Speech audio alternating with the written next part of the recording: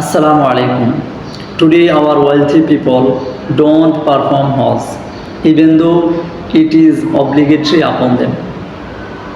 They don't pay zakat despite it being obligatory. They oppress the innocent and break family ties. People, regardless of being rich or poor, are engaged in disobedience to Allah. We disobey our parents and we don't observe the obligatory Siyam of Ramadan, and we don't perform the daily 5 prayers. Alcohol, gambling, adultery, music, backbiting, and immorality have become widespread in our society.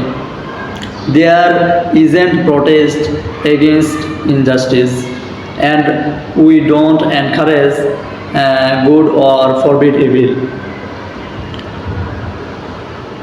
The youth are becoming addicted to drugs. In short, there is hardly any sin or obscenity that we aren't involved in. So, in such a society, will the mercy of Allah descend, or will hardship, poverty, and famine come upon us? Allah subhanahu wa ta'ala says in the Holy Quran, ظهر الفساد في البر والبحر بما كسبت أيدي الناس ليذيقهم بعض الذي عملوا لعلهم يرجعون. Corruption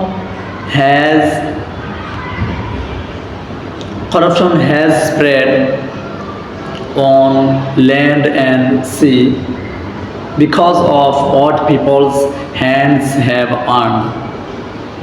As a result, He makes them taste some of the punishment for what they have done, so that they may return. Assalamu alaikum.